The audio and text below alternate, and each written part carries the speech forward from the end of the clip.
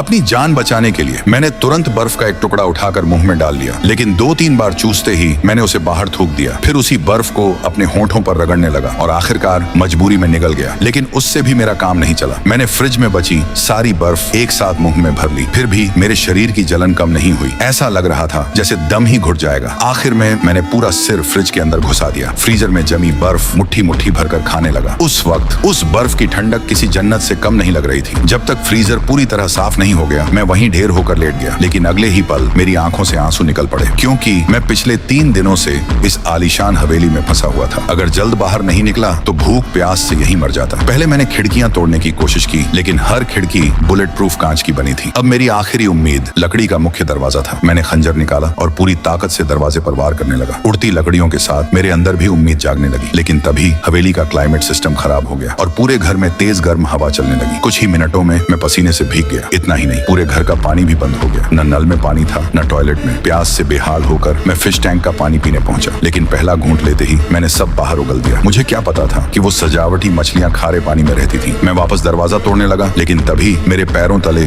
जमीन खिसक गई। लकड़ी के अंदर मोटी स्टील प्लेट छिपी हुई थी। मैं पूरी तरह टूट चुका था। एक पल तो ऐसा आया कि पुलिस को फोन करके खुद ही सरेंडर कर दूं, लेकिन सिस्टम खराब होने की वजह से फोन भी बंद था, कंप्यूटर भी चालू नहीं हो रहा था। अब मुझे अपनी चोरी पर पहली बार सच में पछतावा होने लगा, लेकिन पछताने से कुछ नहीं बदलने वाला था।